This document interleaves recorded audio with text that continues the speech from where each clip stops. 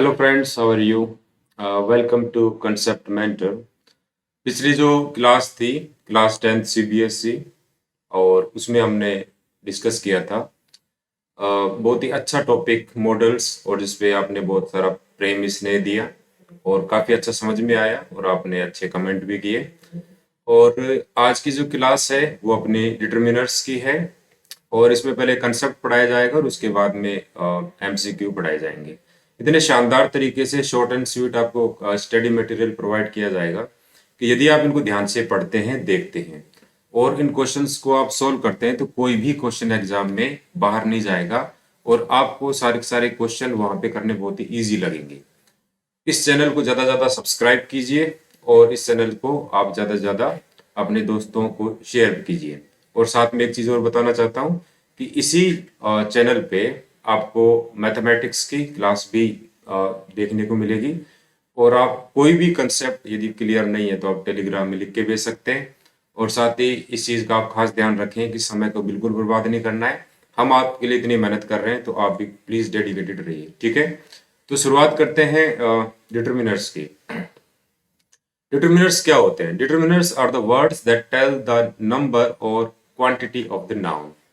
कि कोई भी नाउन है, उसकी या तो संख्या होगी या फिर उसकी मात्रा होगी। अच्छा, एक बात मैं बताना चाहता हूं कि जिस नाउन को हम गिन सकते हैं वो या तो सिंगुलर होगी या प्लूरल होगी, जैसे book and books, okay, chair and chairs, तो वो तो काउंटेबल नाउन होती है। और जिस नाउन को नहीं गिन पाते वो अनकाउंटेबल नाउन होती है, जैसे वाटर है, मिल्क है, लव है, करेज है, एनकरेजमेंट है, तो ये सब अनकाउंटेबल नाउन है, जिनको हम एब्स्ट्रैक्ट नाउन भी बोल सकते हैं। तो मटेरियल नाउन और एब्स्ट्रैक्ट नाउन जो होती है वो अनकाउंटेबल नाउन होती है। तो डिटर्मिनर्स पढ़ने से पहले हमें ये जानना पड़ेगा कि डिटर्मिनर्स जो है वो कहाँ कहाँ यूज होते हैं और कैसे उनकी पहचान करें। तो आप एक चीज देखिए, डिटर्मिनर्स जो शब्द है तो डिटरमाइन से बना है। डिटरमाइन का मतलब क्या होता है? निश्चित कर देना। क्या निश्चित कर देना? किसी भी नाउन की या तो नंबर निश्चित कर देना, मतलब उसकी संख्या निश्चित कर देना, या फिर उसकी जो क्वांटिटी है, मात्रा के बारे में बता देना। अब ये जो संख्या है किसी नाउन की, वो बताता है। इसका मतलब काउंटेबल जो नाउन होती है, गणनीय संख्या होती है, उसकी संख्या बताता है। और जो अनकाउंटेबल नाउन होती है, अगणनीय संज्ञा है, उसकी मात्रा बताता है। फॉर एग्जाम्पल, जैसे मैं एक सेंटेंस लिखूं कि आई हैव वाटर, कि मेरे पास पानी है, तो इस सेंटेंस में कुछ भी नहीं पता चला कि कितना पानी है, क्योंकि डिटर्मिनर्स नहीं है। डिटर्मिनर्स लगाने से फिर क्या हो जाएगा, देखते हैं कि आई हैव सम वाटर, कि मेरे पास कुछ पानी है। तो इसमें क्या है डिटर्मिनर्स? देखो, ये तो है नाउन। वाटर क्या है? नाउन है। और इस नाउन की मात्रा क्या बता रहा है? सम शब्द, कुछ, ये इसकी मात्रा बता रहा है। तो जो मात्रा बताए वही क्या है? डिटर्मिनर्स है। वही क्या है? डिटर्मिनर्स है। और देखो, दूसरा सेंटेंस है कि I have few friends. I have few friends, मेरे बहुत ही कम दोस्त हैं। तो अब देखो, इसमें नाउन तो क्या है? फ्रेंड्स। ये क्या है? इसके नाउन है। और ये फ्यू क्या है? ये इसकी संख्या बता रहा है। क्या बता रहा है? संख्या बता रहा है। तो संख्या बताए या मात्रा बताए तो उसको क्या बोले? डिटर्मिनर्स। तो इसके अंदर, इस वाक्य में डिटर्मिनर क्या है? इसमें क्या है? Few determiner. तो निष्कर्ष ये निकला कि किसी संज्ञा, नाउन की या तो संख्या बताए या फिर उसकी मात्रा बताए, उसी को डिटर्मिनर्स बोलते हैं। और नाउन के बारे में मैंने आपको बताया कि जो नाउन काउंटेबल है, गणनीय है, तो उसकी तो संख्या बताई जाती है। और जो का नाउन जो होते हैं अगणनीय, जिसको गिन नहीं सकते, तो उसकी मात्रा बताई जाती है। आगे देखते हैं कि nouns are of two kinds. जो नाउन है वो दो प्रकार की होती है। वैसे तो आपने ये देखा है और ग्रामर में पढ़ा है कि नाउन्स 5 प्रकार की होती है, जैसे प्रोपर नाउन है, एब्स्ट्रैक्ट नाउन है, और उसके बाद में ये कॉमन नाउन है। तो ये सब तो नाउन 5 प्रकार की होती है। लेकिन यहाँ पे डिटर्मिनर्स के लिहाज से, इस टॉपिक के तरीके से, मैंने नाउन को दो तरीके से बांटा है। एक तो काउंटेबल नाउन, जिसको गिन सकते हैं, गणनीय संज्ञा, और एक होती है अनकाउंटेबल नाउन, जिसको नहीं गिन सकते। ठीक है? तो पेन है, बुक है, फ्रेंड है, फुटबॉल है और स्कूल है, इनको गिन सकते हैं। एक पेन, दो पेन, 10 पेन, एक बुक, दो बुक, 10 बुक, लाइक दैट। लेकिन अनकाउंटेबल नाउन जो है, उसका मतलब क्या हुआ? अगणनीय संज्ञा, इसको गिन नहीं सकते। जैसे वाटर है, मिल्क है, ऑयल है, लव है, ऑनेस्टी ईमानदारी, और करेज साहस, और पेशेंस धैर्य। इनको गिन नहीं सकते, ये क्या है, एक प्रकार से मात्रा है। तो जो काउंटेबल नाउन उनको गिन सकते हैं, और ये सिंगुलर और प्लूरल दोनों रूप में होती है। पेन का प्लूरल क्या हो जाएगा, पेन्स हो जाएगा। बुक का प्लूरल क्या हो जाएगा, बुक्स हो जाएगा। फ्रेंड में एस लगा दो, प्लूरल हो जाएगा। फुटबॉल में एस लगा दो, प्लूरल हो जाएगा। स्कूल में एस लगा दो, प्लूरल हो जाएगा। तो जो काउंटेबल नाउन होती है, गणनीय संज्ञा, तो उसके दो रूप होते हैं, सिंगुलर या प्लूरल। लेकिन जो अनकाउंटेबल नाउन होती है उसको गिन नहीं सकते, तो वो हमेशा सिंगुलर ही रहती है। जैसे वाटर है, तो ऐसे नहीं बोल सकता कि एक पानी, दो पानी, 10 पानी, ऐसे नहीं बोल सकते। इसका मतलब ये प्लूरल नहीं बन सकती, ये हमेशा ही सिंगुलर रहती है। तो वाटर है, मिल्क है, ऑयल है, लव है, ऑनेस्टी, करेज, पेशेंस, इनमें कभी भी एस या ईएस लगा के प्लूरल नहीं बना सकते, ये हमेशा सिंगुलर ही रहते हैं। लेकिन जो काउंटेबल नाउन है, ये सिंगुलर प्लूरल दोनों होते हैं। अब एक चीज हम ध्यान देंगे कि ये जो काउंटेबल नाउन है, तो काउंटेबल नाउन की तो संख्या बताई जाती है। क्या बताई जाती है, संख्या, जिसको हम बोलेंगे नंबर। और जो अनकाउंटेबल नाउन है, उसकी मात्रा बताई जाती है, मात्रा, उसको बोलते हैं क्वांटिटी। ओके, तो ये चीज आपको ध्यान देना है कि डिटर्मिनर्स पढ़ने से पहले एक चीज कंफर्म होनी चाहिए। काउंटेबल नाउन जब मैं बोलूंगा, अब इसका यूज करूंगा बार बार, इन दोनों वर्ड्स का, countable noun, uncountable noun, singular noun, plural noun, जब इनका यूज करूं तो आप समझ जाना कि काउंटेबल नाउन जिनको गिन सकते हैं, जिनमें एस ई एस लग के प्लूरल बन सकता है, और अनकाउंटेबल नाउन जिनको गिन नहीं सकते। ठीक है, तो काउंटेबल नाउन बोलूं जब मैं आगे, तो समझ जाना क्या होता है काउंटेबल नाउन, और जब मैं बोलूँ अनकाउंटेबल नाउन, तो भी समझ जाना कि अनकाउंटेबल नाउन क्या होता है। तभी ये बातें समझ में आएगी। आगे चलते हैं, अब देखते हैं सम इंपॉर्टेंट डिटर्मिनर्स एक एक करके। देखो, ऑप्शन में यदि मैनी और मच आता है, ठीक है, ऑप्शन में क्या होता है आपके, कोई क्वेश्चन जो आते हैं तो उनमें कुछ पेयर आते हैं, जैसे 3 ऑप्शन आ गए, उनमें से एक फिल करना है, कुछ इस टाइप के। तो मैनी यदि ऑप्शन में है तो डेफिनेटली उस ऑप्शन में मच जरूर आएगा, तो मैनी और मच का एक जोड़ा है। ठीक है, सम यदि ऑप्शन में आ रहा है तो उसमें एनी जरूर आएगा। ठीक है, लिटिल यदि किसी ऑप्शन में आ रहा है तो उसमें फ्यू जरूर आएगा। तो ये जोड़े हैं, तो दोनों को एक साथ पढ़ना चाहिए, कंपैरिजन करते हुए पढ़ना चाहिए, ताकि बात दिमाग में बैठ जाए। एक चीज है, मैनी शब्द का मतलब होता है अनेक। मैनी शब्द का मतलब क्या होता है, अनेक। जब इसका मतलब अनेक होता है, तो इसके बाद में प्लूरल नाउन आएगी, बहुवचन संज्ञा आएगी, ऑफ कोर्स प्लूरल नाउन। अच्छा, क्या हम ऐसा बोल सकते हैं कि मेरे पास अनेक पुस्तक है? नहीं बोल सकता। मैं ऐसे बोलूंगा मेरे पास अनेक पुस्तकें हैं। क्या मैं ऐसा बोल सकता हूं कि मेरे पास अनेक पानी है? ऐसा भी नहीं बोल सकता। तो एक चीज गौर करो, मैनी जो वर्ड का मतलब यदि अनेक है, तो डेफिनेटली इसके बाद में काउंटेबल प्लूरल नाउन आएगी, काउंटेबल प्लूरल नाउन। अब ये आपको मैं बता चुका हूं जस्ट 2 मिनट पहले ही कि काउंटेबल प्लूरल नाउन क्या होती है। तो ऐसी नाउन जिसको गिन सकते हैं, जो प्लूरल है, वही मैनी के बाद में आएगी, अनकाउंटेबल नाउन नहीं आ सकती। जैसे आई हैव मैनी बुक्स, ये बिल्कुल करेक्ट है, क्योंकि किताबों को गिन सकते हैं, प्लूरल है कि मेरे पास कई पुस्तकें, अनेक पुस्तकें। आई हैव मैनी फ्रेंड्स, मेरे पास अनेक दोस्त हैं। यहाँ पे कभी भी मैं ऐसे नहीं कह सकता कि I have many water, I have many love, like that नहीं कह सकता। क्यों नहीं कह सकता? क्योंकि वाटर और जो लव क्या है, एब्स्ट्रैक्ट नाउन। ओके, आगे चलते हैं, मच। तो मच का मतलब क्या होता है, पहले ये देखते हैं। मच का मतलब होता है अधिक, मच का मतलब होता है ज्यादा। और ध्यान दो, और इसके बाद में अनकाउंटेबल नाउन आएगा। अब अनकाउंटेबल का नाउन का मतलब क्या है? जैसे वाटर आ गया, जैसे मिल्क आ गया, और गोल्ड आ गया, ठीक है, और लव आ गया, और इसमें करेज है, पेशेंस है। तो ये सब अनकाउंटेबल नाउन है। इसी प्रकार के नाउन आएगी, इसमें काउंटेबल नाउन नहीं आ सकती। जैसे आई हैव मच पेशेंस, ये बिल्कुल करेक्ट सेंटेंस है। मेरे में बहुत ज्यादा धैर्य है, अधिक धैर्य है, ज्यादा धैर्य है, सब्र है। आई हैव मच करेज, मेरे में ज्यादा करेज है, साहस है। आई हैव मच होप, मेरे में ज्यादा उम्मीद है, मुझे ज्यादा उम्मीद है। हम ये भी कह सकते हैं, आई हैव मच गोल्ड, मेरे पास ज्यादा सोना है।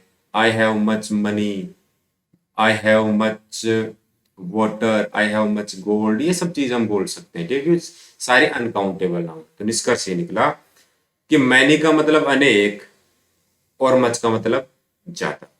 मैनी के बाद प्लूरल काउंटेबल नाउन आएगी जिनको गिन सकते हैं, जो बहुवचन में है, और मच के बाद में अनकाउंटेबल नाउन आएगा जिनको नहीं गिन सकते। इस बात का ध्यान रखें। अब आगे चलते हैं। अब मोर और मोस्ट में देखते हैं। मोर और मोस्ट में एक चीज तो आप खास ध्यान दो। आपने ये डिग्री यदि पढ़ी हो, डिटर्मिनर्स का अलग से एक टॉपिक होता है डिग्री। तो इस डिग्री के अंदर तीन प्रकार की डिग्री होती है। पहली होती है पॉजिटिव डिग्री, और दूसरे नंबर पे होती है कंपैरेटिव डिग्री, और तीसरे नंबर पे होती है सुपरलेटिव डिग्री। ठीक है। तो एक बात है कि मच और मैनी ये दोनों ही पॉजिटिव डिग्री में माने जाते हैं, पहली बात। और मोर है ये कंपैरेटिव डिग्री में मानी जाती है, और मोस्ट क्या है, सुपरलेटिव डिग्री में माना जाता है। मच और मैनी का मतलब ज्यादा, अनेक। मोर का मतलब और ज्यादा, और मोस्ट का मतलब सबसे ज्यादा। क्या कह रहा हूं कि मच और मैनी का मतलब क्या होता है, अनेक और ज्यादा, अनेक और ज्यादा, ये तो इसका अर्थ होता है। और मोर का मतलब क्या होता है, और ज्यादा, से अधिक ज्यादा। ठीक है। और मोस्ट का मतलब क्या होता है, सबसे ज्यादा। क्या मतलब होता है, सबसे ज्यादा। अब ये तीनों आपको पता है तो फिर आप आराम से मोर और मोस्ट में से एक चूज कर लोगे। ओके, देखो कि मोर के बाद में काउंटेबल नाउन भी आ सकता है और अनकाउंटेबल नाउन भी आ सकता है। जिस नाउन को गिन सकते हैं उसमें भी मोर आ सकता है, जिसको नहीं गिन सकते उसमें भी मोर आ सकता है। जैसे आई वॉन्ट मोर बुक्स, मेरे को ज्यादा किताबें चाहिए और ज्यादा। And I want more milk, मेरे को और ज्यादा दूध चाहिए। ये दूध क्या है, मिल्क, ये अनकाउंटेबल नाउन है, और बुक्स क्या है, प्लूरल काउंटेबल नाउन है। तो चाहे काउंटेबल नाउन हो चाहे अनकाउंटेबल नाउन हो, तो मोर उसमें आ सकता है। मोस्ट क्या होता है कि मोस्ट का मतलब सबसे ज्यादा। She is the most intelligent girl, वह सबसे ज्यादा इंटेलिजेंट गर्ल। और आपको एक बात पता है कि ये सुपरलेटिव डिग्री है, और सुपरलेटिव डिग्री से पहले द भी आता है। ये आपने यदि आर्टिकल में पढ़े तो आपको पता है। ठीक है। और most of the people are hard working here, यहाँ पे ज्यादातर जो लोग हैं वो मेहनती हैं। तो मोस्ट का एक मतलब तो सबसे ज्यादा होता है, और दूसरा जो मोस्ट का मतलब होता है वो क्या होता है, अधिकतर, अधिकतर। तो she is the most intelligent girl, वो सबसे होशियार लड़की है। And most of the people are hard working here, ज्यादातर लोग यहाँ पे हार्ड वर्किंग है।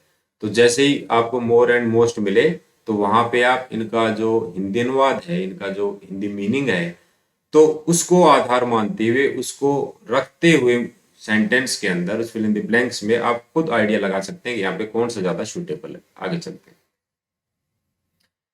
ईच का मतलब भी देखो प्रत्येक होता है। ईच का मतलब भी क्या होता है, प्रत्येक। और एवरी का मतलब भी क्या होता है, प्रत्येक। हिंदी में अर्थ तो दोनों का एक ही होता है। फिर फर्क क्या है, देखो इसके बाद भी सिंगुलर नाउन आती है, और इसके बाद भी सिंगुलर नाउन आती है। जैसे प्रत्येक व्यक्ति, प्रत्येक लड़का, प्रत्येक किताब। तो दोनों में कॉमन तो क्या है कि दोनों के हिंदी अर्थ सेम है, प्रत्येक, और दोनों के बाद में सिंगुलर नाउन आती है। ये बात तो है कॉमन।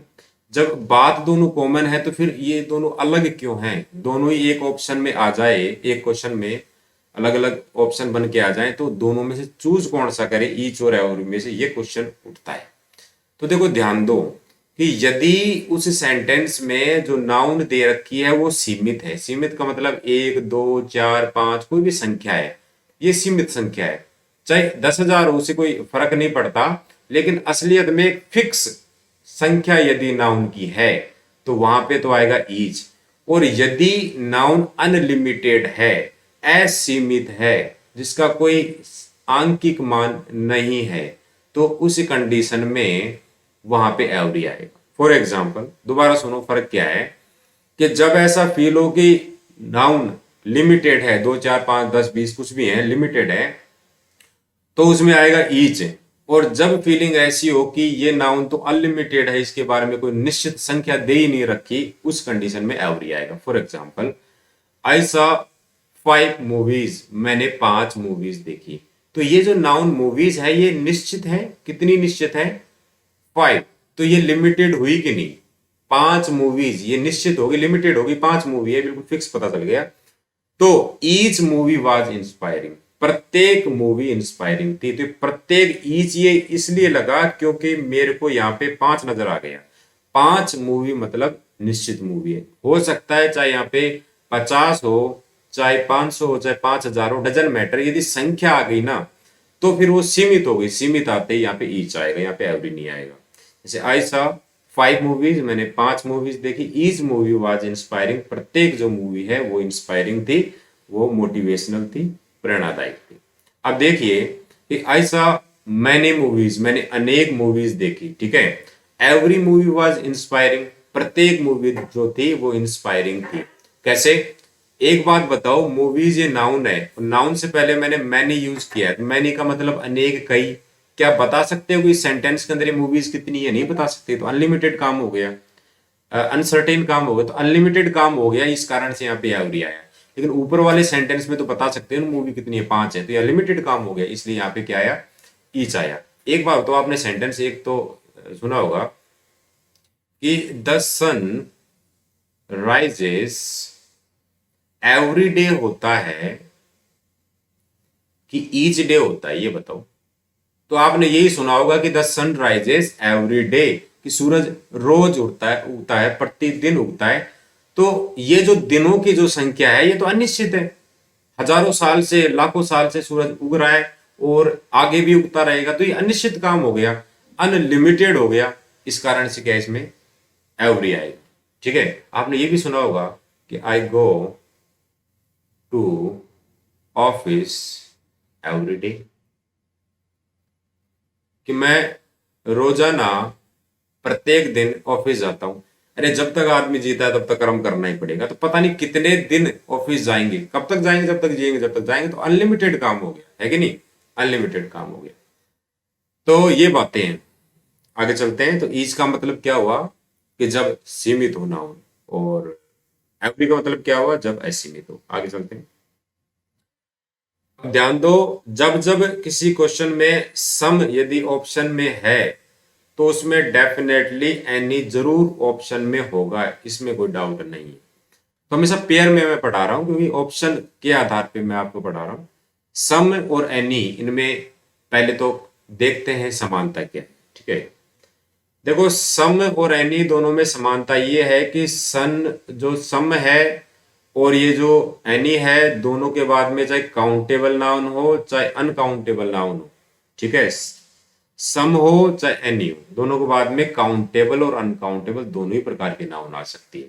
मतलब क्या कि सम वोटर भी ठीक है और सम बुक्स भी ठीक है। तो वोटर तो अनकाउंटेबल है और जो बुक्स है वो काउंटेबल है। एनी के बाद में वोटर भी आ सकता है और एनी के बाद में बुक्स भी आ सकता है। मतलब क्या हुआ कि सम और एनी के बाद में काउंटेबल हो चाहे अनकाउंटेबल, दोनों चीज आ सकती है। फिर फर्क क्या है?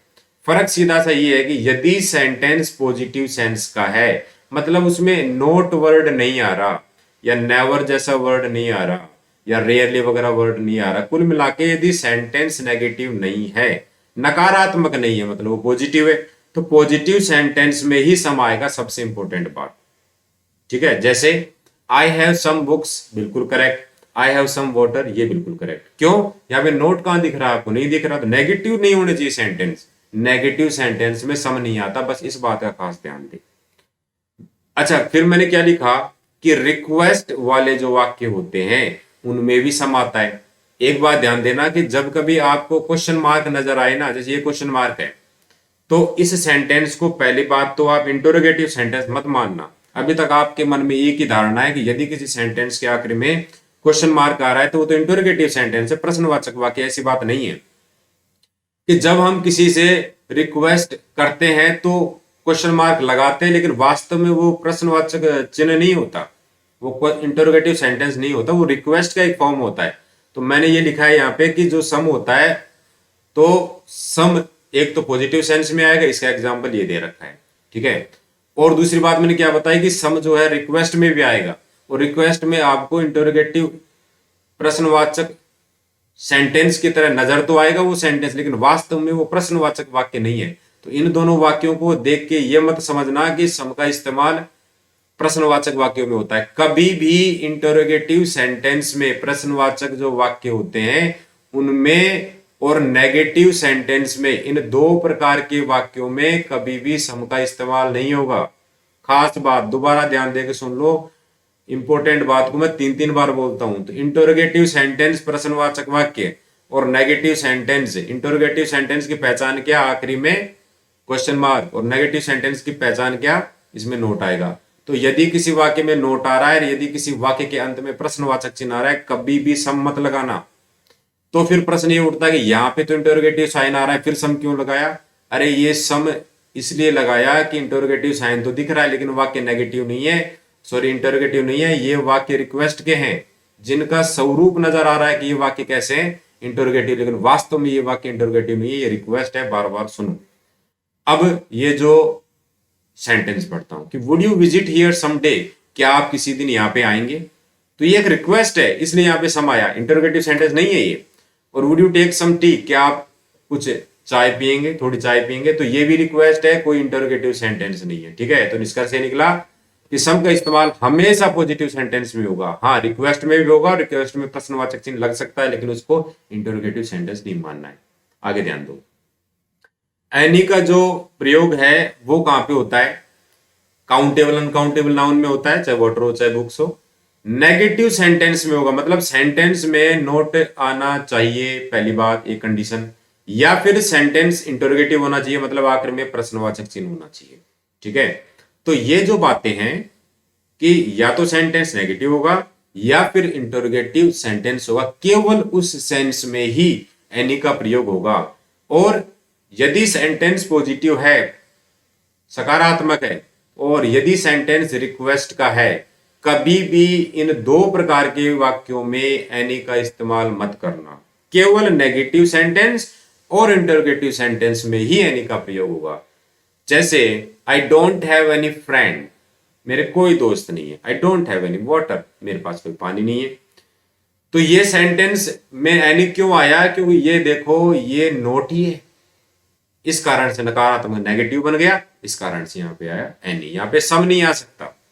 और do you have any problem, क्या आपको कोई समस्या है? अब ये सेंटेंस तो सुना सुना लगता है, आपने सुनी होगी कहीं ना कहीं सेंटेंस, तो इसमें एनी क्यों आया? कारण क्या है कि ये देखो प्रश्नवाचक चिन्ह है, ये इंटरोगेटिव सेंटेंस है, कोई रिक्वेस्ट नहीं है। Do you have any problem, क्या तुम्हें कोई समस्या है, क्या रिक्वेस्ट है क्या? नहीं, ये प्रश्नवाचक चिन्ह है, प्रश्नवाचक सेंटेंस है, इंटरोगेटिव सेंटेंस है। तो इंटरोगेटिव सेंटेंस और इसमें नोट आ रहा है वो सेंटेंस, उनमें हमेशा नहीं आता है। और देखो I don't have any problem, मुझे कोई समस्या नहीं है, तो इसमें भी क्यों आ रहा है ये देखो यहाँ पे ये नोट दिख रहा है आपको, तो इस कारण से नेगेटिव सेंटेंस हो गया। I don't have any problem, मेरे कोई समस्या नहीं है, तो नेगेटिव सेंटेंस हो गया, इस कारण से इसमें क्या आया? एनी। तो निष्कर्ष ये निकला कि सम और एनी के बाद में कॉमन बात क्या है कि चाहे काउंटेबल नाउन हो चाहे अनकाउंटेबल, दोनों आते हैं। फर्क क्या है कि पॉजिटिव सेंटेंस और रिक्वेस्ट में सम आएगा लेकिन नेगेटिव सेंटेंस और इंटरोगेटिव सेंटेंस में हमेशा एनी आएगा। आगे चलते हैं। अब उसके बाद देखते हैं कि अलॉट ऑफ और लॉट्स ऑफ, ये दोनों एक ही है। या तो सेंटेंस, या तो देखो स्टूडेंट्स एक बात है, या तो इसको अलॉट ऑफ बोलो या इसको लॉट्स ऑफ बोलो, ये बात तो बिल्कुल सही है। तो इन दोनों का मतलब क्या होता है? बहुत अधिक। क्या मतलब होता है स्टूडेंट्स? बहुत अधिक, बहुत अधिक, बहुत अधिक। इसके बाद में काउंटेबल नाउन भी आ सकता है और अनकाउंटेबल नाउन भी आ सकता है। मतलब अलॉट ऑफ वाटर भी, अलॉट ऑफ बुक्स भी बिल्कुल ठीक है, बहुत सारी किताबें, और अलॉट ऑफ वाटर भी बिल्कुल ठीक है, बहुत सारा पानी। तो काउंटेबल नाउन हो चाहे अनकाउंटेबल, दोनों में आ सकता है। और चाहे नेगेटिव हो चाहे पॉजिटिव, कैसा भी सेंटेंस हो, चाहे इंटरोगेटिव, हर जगह अलॉट ऑफ आ सकता है, इसमें कोई बाउंडेशन नहीं है। I have a lot of friends, मेरे बहुत सारे दोस्त हैं। I have a lot of patience, मेरे में बहुत ज्यादा धैर्य है, पेशेंस है, सब्र है। तो पेशेंस अनकाउंटेबल नाउन है, और ये जो फ्रेंड्स है ये प्लूरल काउंटेबल नाउन है। अब इतना तो आपको पता ही है कि ये एस नहीं हट सकता, क्योंकि a lot of का मतलब होता है बहुत ज्यादा, इसलिए प्लूरल तो लगाना पड़ेगा। सी हैज लॉट्स ऑफ मनी, उसके पास बहुत सारा धन है, तो ये अनकाउंटेबल नाउन है, धन। प्लूरल काउंटेबल नाउन है ये फ्रेंड्स। ठीक है, तो ये बात है एलोट ऑफ और लोट्स ऑफ। आगे चलते, few, a few, the few, देखो ये अभी तक जो मैंने डिटर्मिनर्स पढ़ाए वो बड़े इजी थे, ये थोड़ा सा कंफ्यूजिंग है, तो थोड़ा सचेत होके पढ़ना, ठीक है ना। देखो, फ्यू, एफ्यू, दैफ्यू, इन तीनों के ही बाद प्लूरल नाउन आएगा, ये तो बात तीनों में कॉमन है। अब देखते हैं कि फ्यू, एफ्यू, दैफ्यू का मतलब क्या होता है। आप इसका मतलब सामान्य रूप से ऐसा मानो कि थोड़े या कम, ठीक है, कुछ ऐसा इनका अर्थ मानो फिलहाल तो। चाहे थोड़े हो चाहे कम हो, लेकिन एक से तो ज्यादा ही है ना, और इंग्लिश में एक से ज्यादा होते प्लूरल हो जाता है। तो फ्यू फ्रेंड्स, थोड़े से दोस्त, बहुत ही थोड़े से। तो मतलब क्या निकला कि चाहे फ्यू हो, चाहे एफ यू हो, चाहे दैफ यू हो, प्लूरल नाउन आएगा, प्लूरल काउंटेबल नाउन आएगा, ठीक है। अब देखते हैं कि कहां पे फ्यू आता है, कहां पे एफ यू आता है, कहां पे दैफ यू आता है। देखते हैं कैसे।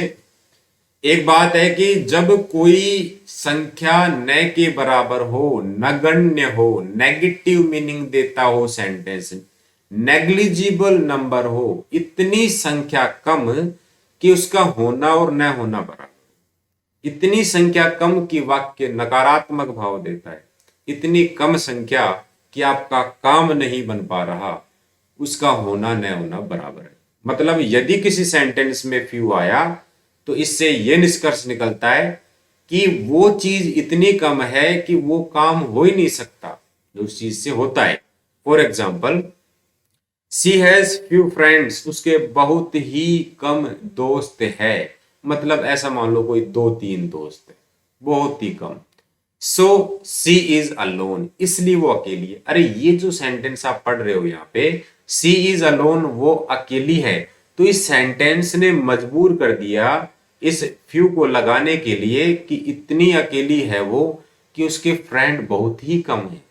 समझ रहे हो? तो सो सी इज अलोन, इसलिए वो अकेली है कि उसके दोस्त बहुत कम है। तो फ्यू का मतलब बहुत कम, इस कारण से वो अकेली है। Very good.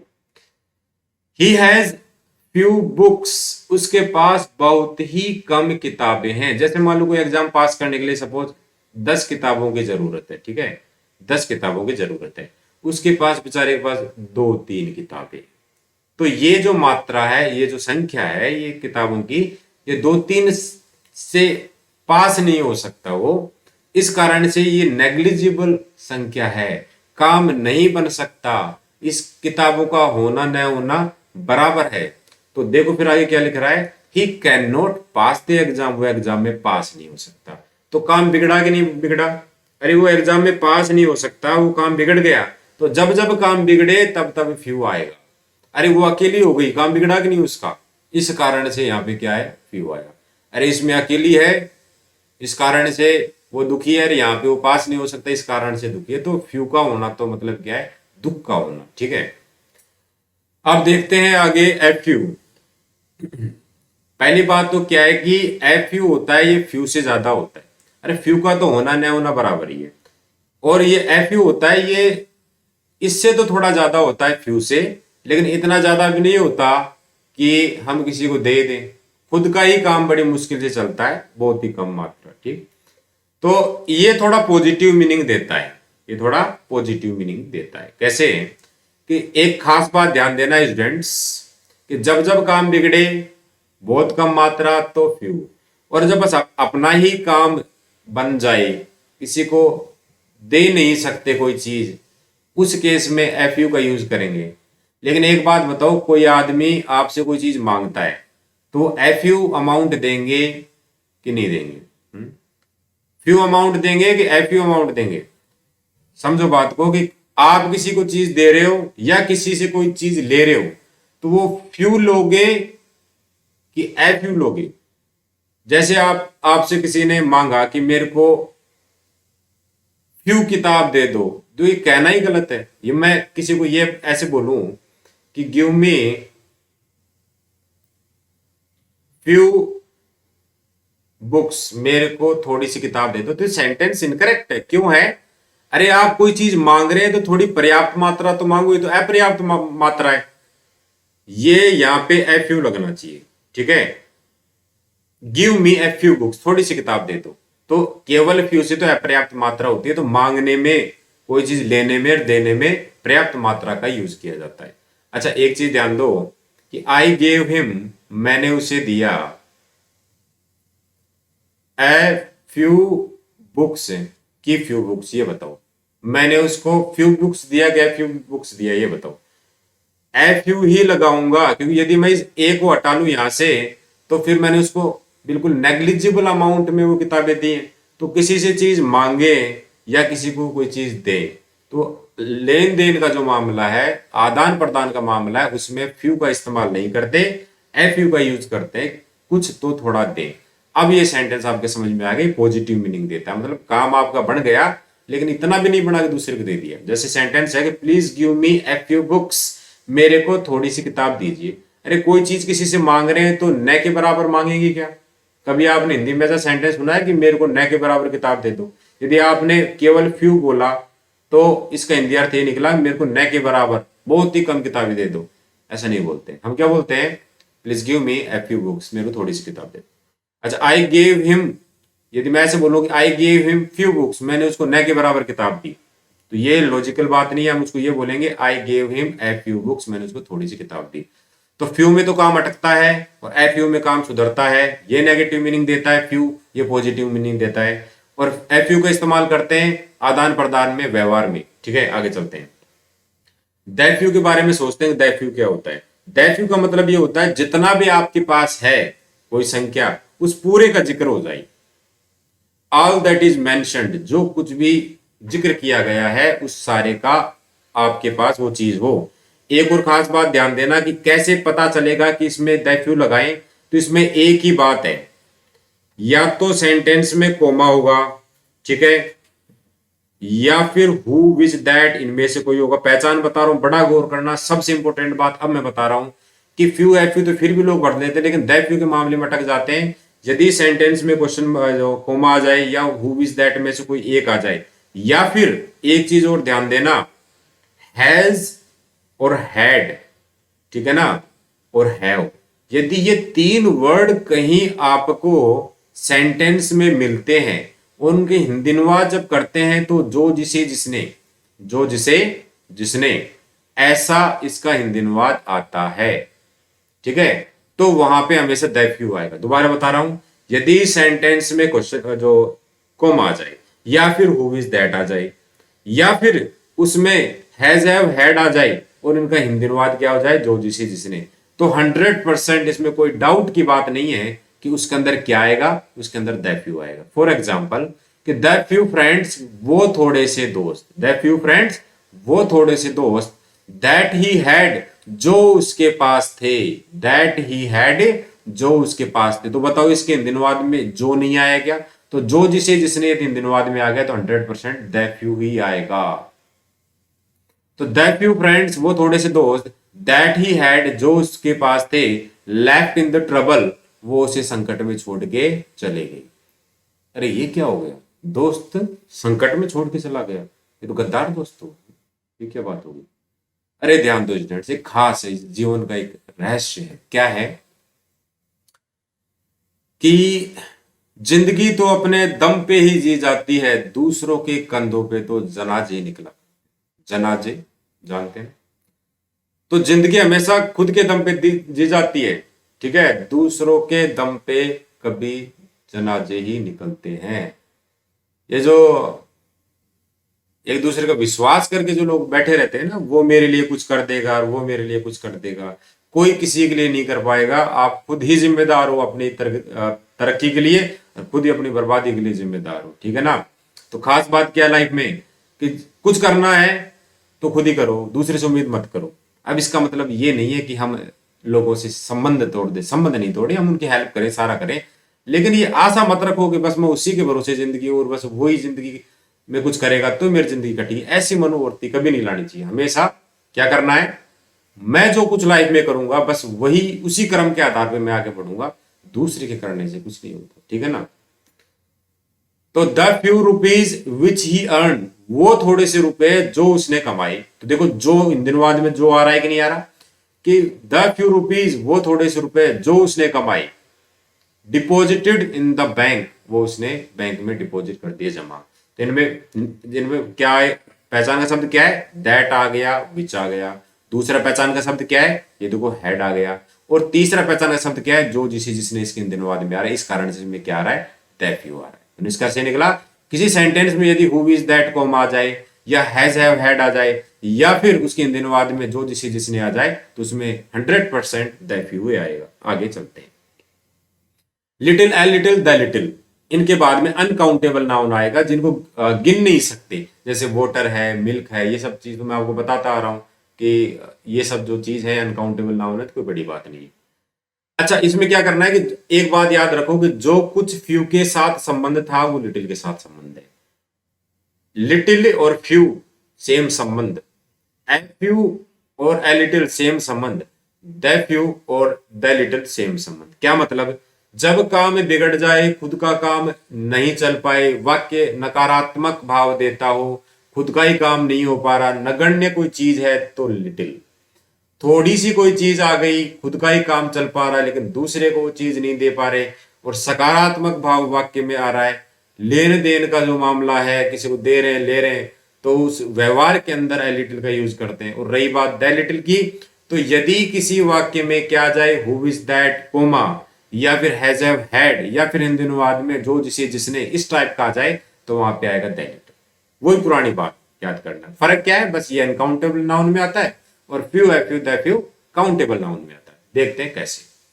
कि she has little milk so she can not prepare tea, ये देखो काम बिगड़ गया कि वो चाय नहीं बना सकती। इसका मतलब क्या है कि सी हैज लिटिल मिल्क, उसके पास इतना कम दूध है कि वो चाय नहीं बना सकती। काम बिगड़ा कि नहीं बिगड़ा, बिना चाय वो बैठी बेचारी, तो काम बिगड़ा, तो वहां पे क्या आएगा, लिटिल, बहुत कम मात्रा, होना ही नहीं होना बराबर है। इस समय इसके पास कितना दूध है, थोड़ा बताता हूं आप कितना दूध है, गौर करो। सपोज ये गिलास है, ठीक है ना, अब इसके पास देखो इस डॉट इतना दूध है, बिल्कुल ऐसे बॉटम में चिपक रहा है, इसका होना न होना बराबर है, ठीक है। तो चाय नहीं बन पा रही उसकी, तो दुर्गति हो गई। अब देखो दूसरा क्या है, I gave her a little milk to prepare tea, कि मैंने उसको चाय बनाने के लिए थोड़ा सा दूध दिया। अरे एक बात बताओ, जब मैं कहता हूं कि किसी से कोई चीज लेते हो और किसी को चीज देते हो, तो उसमें थोड़ी मात्रा तो दिया करो। ठीक है, मैंने कप भर के नहीं दिया, वो गिलास भर के नहीं दिया, तो थोड़ी मात्रा तो दे दूं। तो जब मैंने उसको दूध दिया ना, तो कम से कम इतना दूध दिया। देखो ये, देखो ये क्या होता है, ए लिटिल। लिटिल तो देखो ये होता है, और ए लिटिल क्या होता है, ये होता है। किसी को ले रहे हैं, किसी को दे रहे हैं, तो थोड़ी मात्रा तो दो, काम चल जाए उसका, है कि नहीं। वो कबीरदास जी क्या कहते थे कि जो कोई भी आपके द्वार पे आए तो उसको खाली हाथ मत जाने दो। और वो एक बार और कहते थे कि कबीरा इतना दीजिए जाबे कुटुंब समाए, मैं भी भूखा न रहूं और साधु न भूखा जाए। तो कोई चीज द्वार पे लेने ही आ गया तो उसको हमेशा देना चाहिए।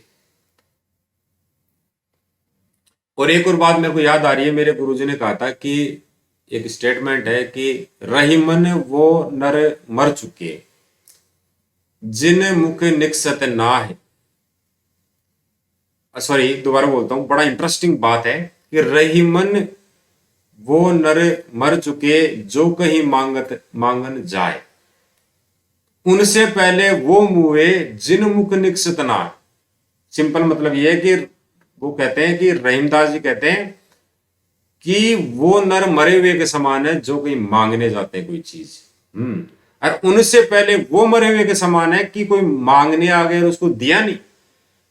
तो ये बातें, अच्छा इसके ऊपर एक इंटरेस्टिंग बात और याद आ गई। एक बार ये राजस्थान में एक महान राजा हुए थे, हमीर देव चौहान, जिनके बारे में एक स्टेटमेंट चलता है कि सिंह सुवन सतपुरुष वचन कदली फले एक बार, तिरिया तेर हमीर हट चढ़े न दूजी बार।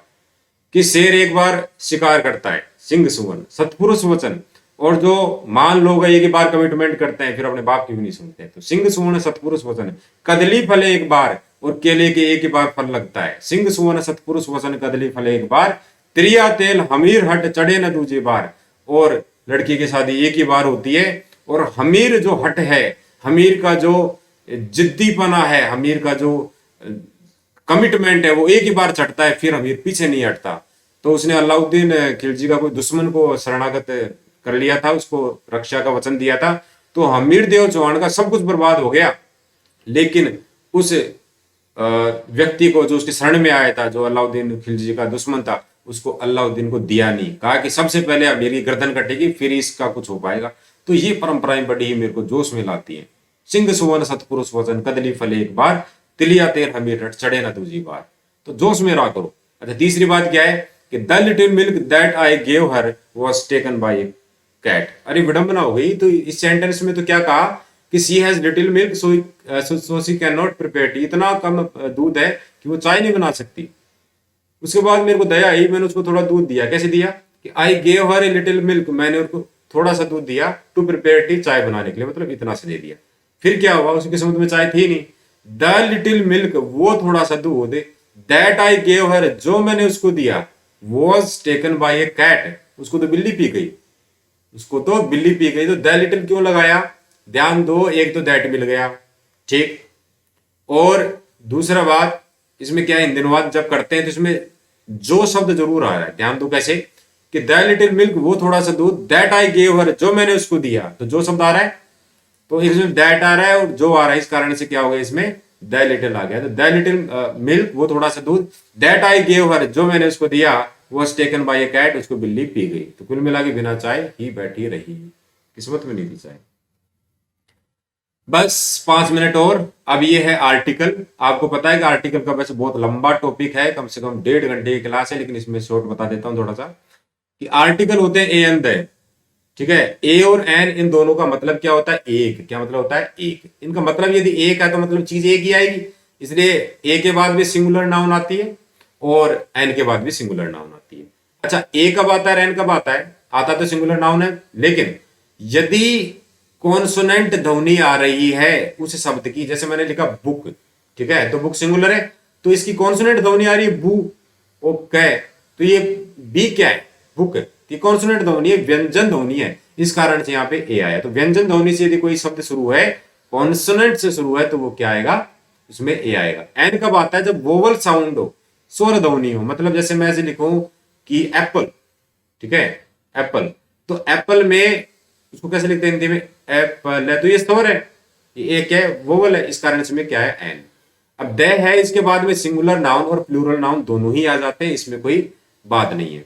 अच्छा, कहां पे द का यूज होता है कि डेजर्ट, रेगिस्तान के नाम से पहले, रिवर, नदियों के नाम से पहले, माउंटेन रेंजेस, पर्वत श्रृंखलाओं के नाम से पहले, फॉरेस्ट, जंगल के नाम से पहले, म्यूजिकल इंस्ट्रूमेंट, जो संगीत के यंत्र हैं उनके नाम से पहले, डायरेक्शन, दिशाओं के नाम से पहले, न्यूज़पेपर, अखबार के नाम से पहले, मैगजीन, पत्रिकाओं के नाम से पहले, होली बुक्स, मतलब पवित्र पुस्तकों के नाम से पहले, रिलीजन, धर्म के नाम से पहले, कास्ट, जाति के नाम से पहले, होटल के नाम से पहले, बैंक के नाम से पहले, सुपरलेटिव डिग्री, जो मैंने आपको बताया था कुछ देर पहले, उससे पहले, और नेशनलिटी, राष्ट्रीयता से पहले, जैसे इंडियन है, ये सब, इन सब से पहले दे आएगा। तो इसके कई एग्जाम्पल हैं, हम आपको एमसीक्यू में सोल्व कराएंगे अभी कुछ देर बाद। हेलो फ्रेंड्स, तो देखते हैं कि अब ये जो हमने डिटर्मिनर्स पढ़े, इसी कंसेप्ट को ध्यान में रखते हुए हम कुछ क्वेश्चन सोल्व करते हैं जो पिछले साल और उससे पहले कई एग्जाम्स में आ चुके हैं। सेम इसी प्रकार के क्वेश्चंस आपके आते रहते हैं। यदि आप ये क्वेश्चन सोल्व कर पाते तो डेफिनेटली आपके आने वाले एग्जाम्स में आप इन क्वेश्चन को सोल्व कर पाओगे। देखते हैं पहला क्वेश्चन क्या है। ये सीबीएसई 1998 में आया था, पुराने जमाने की बातें हैं। देखते हैं पहला क्वेश्चन क्या है। He received blank many help from his teachers, या फिर much help from his teacher. खुद ही अपने दिमाग में सोचो। अरे एक बात बताओ, ये हेल्प के नीचे अंडरलाइन करो। अब हेल्प क्या है, काउंटेबल है कि अनकाउंटेबल? ये अनकाउंटेबल है, नाउन है, ठीक है। तो इसमें क्या आएगा, much help. He received much help from his teacher, उसने अपने टीचर से बहुत ज्यादा हेल्प प्राप्त की। यदि हेल्प की जगह यदि बुक्स होता है ना तो मैं नहीं आ जाता। अभी तो आपको पता है कि उन्होंने मच क्यों आया, क्योंकि ये हेल्प अनकाउंटेबल नाउन और मैं नहीं आता है काउंटेबल नाउन से पहले, प्लूरल नाउन से पहले, तो ये कोई बड़ी बात नहीं। I can depend few friends, a few friends, the few friends, इसमें द फ्यू फ्रेंड्स आए, क्यों आएगा? इसका अनुवाद करो, यहाँ पे कोमा मान लो कि I can depend the few friends I have, कि मैं वो थोड़े से दोस्त जो मेरे पास है उन पे डिपेंड कर सकता हूं। मैं वो थोड़े से दोस्त जो मेरे पास है, तो ये जो आई हैव है इसका मतलब जो मेरे पास है। तो मैंने बताया था यदि किसी के निर्वाद में जो आ रहा है तो डेफिनेटली उसमें दे आएगा। तो I can depend the few friends I have जो मेरे पास है। एक और चीज ध्यान दें, यहाँ पे कोमा भी आ सकता है, यहाँ पे दैट भी आ सकता है। कैसे? I can depend the few friends, मैं उन थोड़े से दोस्तों पर डिपेंड रह सकता हूं, दैट आई हैव जो मेरे पास है, या कोमा आई हैव जो मेरे पास है। तो इस बात से इन दिनों बाद में जो आ रहा है या कोमा आ रहा है या दैट आ रहा है, इस तरीके से आप इसमें क्या कर सकते हैं, दैट फ्यू। उसके बाद है कि little guidance from you will be enough for मी। एक बात बताओ, ये सेंटेंस पढ़ो गौर से, कि थोड़ी सी गाइडेंस आपसे जो मेरे को मिलती है वो मेरे लिए पर्याप्त है। तो पर्याप्त है एनफ का मतलब पर्याप्त है, लेकिन ये लिटिल तो अपर्याप्त है, ये तो नहीं आएगा। और इसका आने का कोई सीन नहीं है, हु इज दैट ऐसा कुछ नहीं आ रहा। ये तो अपर्याप्त के लिए आता है, नेगेटिव मीनिंग के लिए। ये आता है हु इज दैट वगैरह कुछ आ जाए, कोमा आ जाए या जो आ जाए सेंटेंस में, तो दोनों ही नहीं आ रहे। इसमें ए लिटिल आएगा। कैसे? A little guidance from you, कि आपकी थोड़ी सी जो गाइडेंस है will be enough for me, वो मेरे लिए पर्याप्त होगा। इसलिए इसमें क्या आएगा, a little. My brother is studying in a European university, an European university के दैट, देखो ध्यान दो, यूरोपियन यूनिवर्सिटी, तो यूरोपियन का उच्चारण करते हैं तो यूरोपियन। अब यह रेलेवेंस है क्या, व्यंजन है।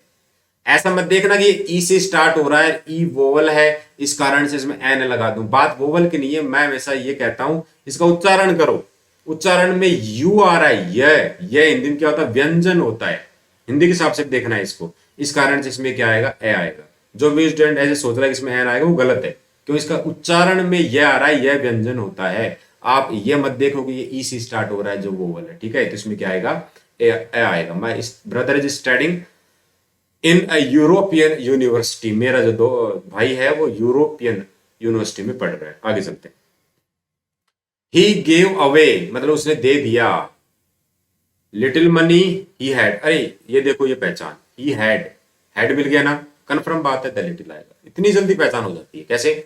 ही gave away the little money, उसने वो थोड़ा सा धन दे दिया, दैट ही हैड, यहां पे दैट भी लगा सकते हैं, या फिर कोमा ही हैड। तो he gave away the little money, उसने वो थोड़ा सा धन दे दिया, ही हैड जो उसके पास था, मतलब क्या, दिनवाद में जो भी आ रहा है, जो उसके पास था, टू द बैगर भिखारी को। ही गिव अवे द मनी, उसने वो थोड़ा सा धन दे दिया, sorry, he give away the little money, वो उसने थोड़ा सा धन दे दिया, दैट ही हैड जो उसके पास था, टू द बैगर भिखारी को।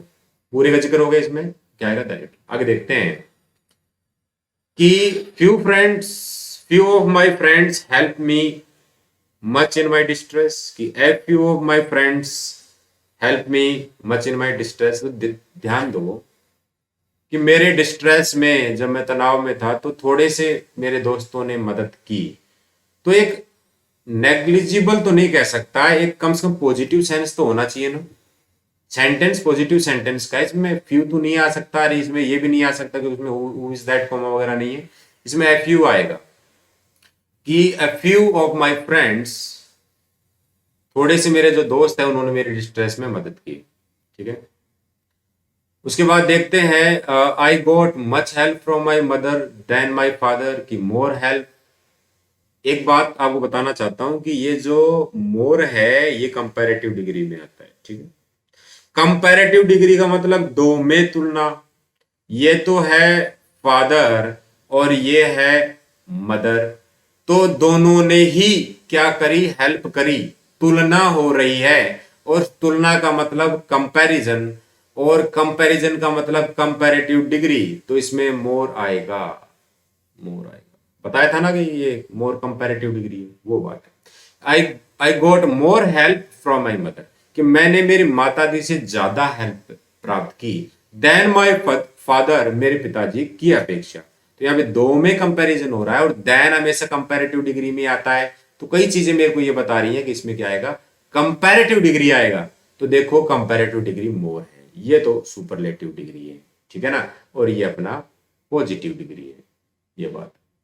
उसके बाद a union leader will address the workers, कि an union leader will address the workers. देखो एक बात ध्यान दो, इसका उच्चारण करते हैं कि यूनियन, शुरुआती जो वर्ड है उसका मतलब क्या है, यूनियन। यर लेवल से आ रहा है जो व्यंजन है, तो इसमें एन तो आ ही नहीं सकता, ये तो वोवल के लिए आता है, पहली बात।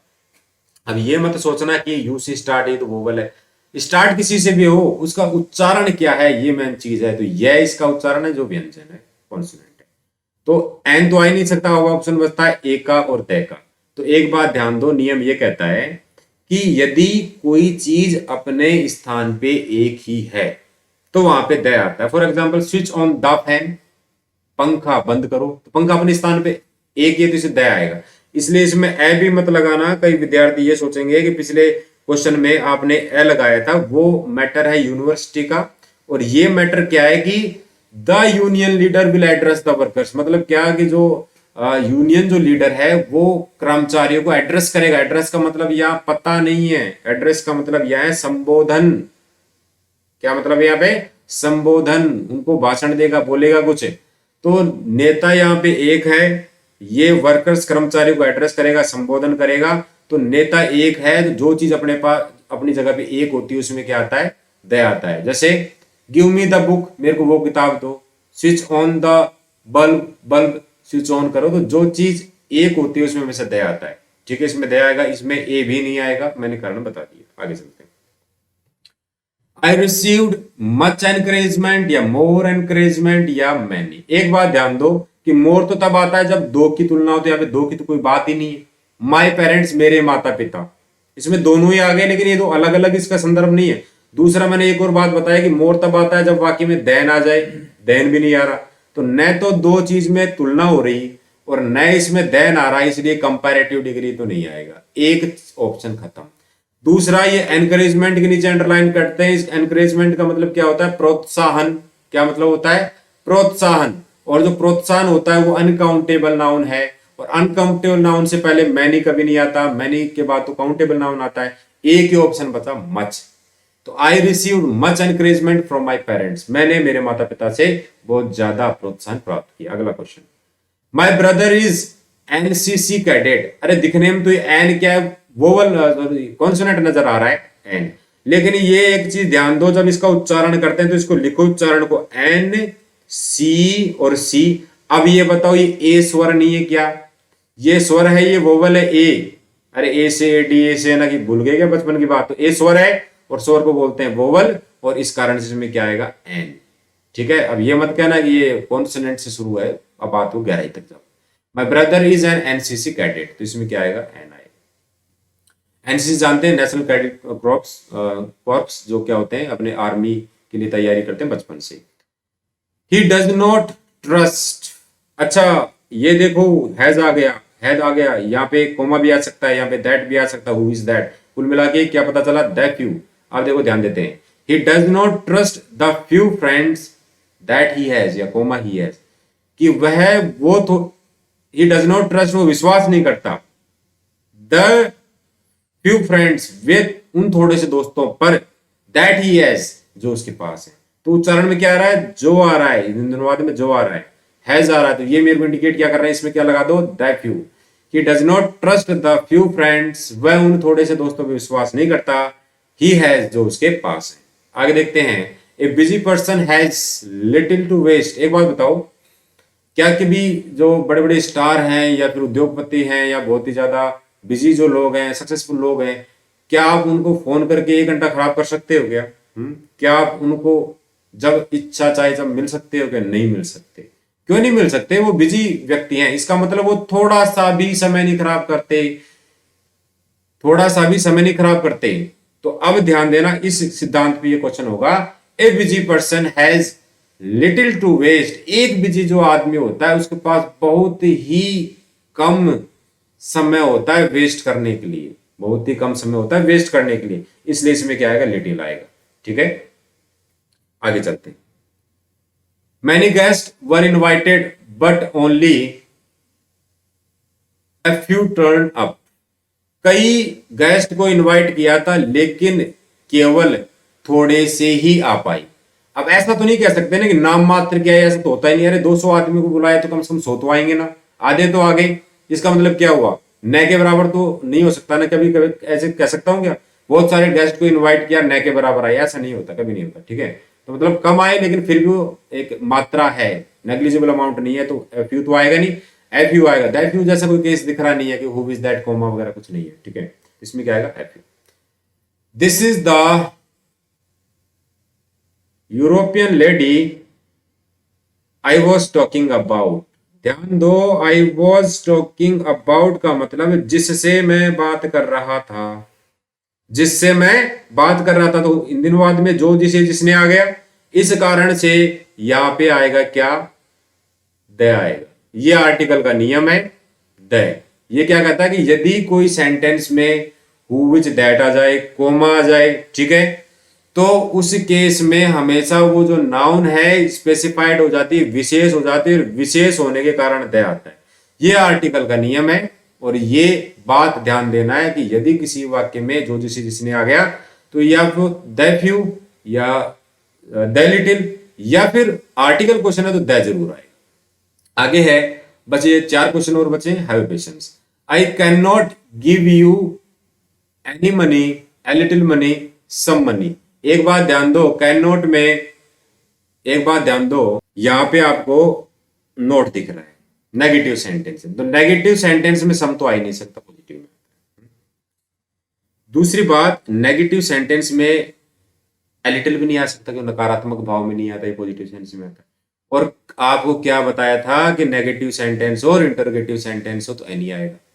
बिल्कुल सिंपल बात है, और ये अनकाउंटेबल नाउन है। I can not give you any money, मैं आपको कुछ भी धन नहीं दे सकता। We found the houses without any difficulty,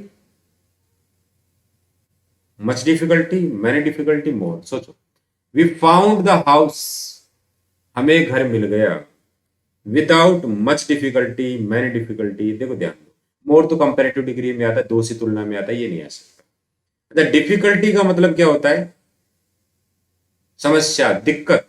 तो ये कोई प्लूरल तो है नहीं, मैनी प्लूरल के साथ आता है, ये भी नहीं आएगा, मच ही आएगा। तो we found the house without much difficulty, कि हमें घर मिल गया बिना ज्यादा दिक्कत के। तो ये मैंने इसलिए नहीं आया, ये प्लूरल नहीं है। ये मोर इसलिए नहीं आया क्योंकि यहाँ पे कंपैरेटिव डिग्री नहीं है। बचा क्या, मच, तो मच ही आएगा। श्रीलंका इज एन आइलैंड, इसका उच्चारण करो आई लैंड। तो एक बात ध्यान दो, ये इजलैंड नहीं बोलेंगे, आइलैंड बोलेंगे। आ क्या है, स्वर है, वोवल है, इस कारण से वोवल में क्या आता है, एन आता है। Sri Lanka is an island, Sri Lanka क्या एक द्वीप है, आइलैंड। उसके बाद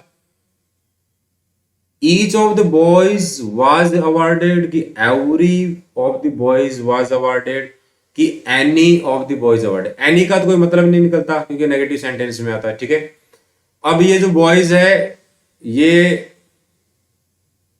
फिक्स यदि है तो आएगा ईच, और फिक्स नहीं है तो आएगा एवरी, ठीक है। तो इसमें जो बॉयज है इसकी संख्या तो नहीं दे रखी, संख्या तो नहीं दे रखी, लेकिन ऑफ द टू जैसा कुछ आ जाता है। इसका मतलब वो कुछ लड़के थे, उनमें से क्या, कुछ लड़के थे, उनमें से प्रत्येक को अवार्ड दिया गया। तो जो भी थे एक लिमिटेड संख्या में थे, बिना संख्या के भी कई बार अनुभव के आधार पर लगा लिया जाता है, या फिर इसके में ऐसा मान सकते हैं 5, 10 कुछ मान लो, तो यहाँ पे क्या आएगा, ईच ऑफ दी आएगा। एवरी ऑफ द कोई स्ट्रक्चर सही नहीं बनता इंग्लिश में, सिंटैक्स स्ट्रक्चर, ये भी डीप बात है। तो each of the boys was awarded, कि जितने भी लड़के थे उनमें से प्रत्येक को अवार्ड दिया गया। तो उम्मीद करता हूं ये वीडियो आपको पसंद आएगा, और आप ज्यादा से ज्यादा मेहनत करेंगे, ज्यादा से ज्यादा इसको सब्सक्राइब करो और अपने दोस्तों को भी बताओ। आप भी आनंद रहो, मस्त रहो, खाओ पियो, मौज करो।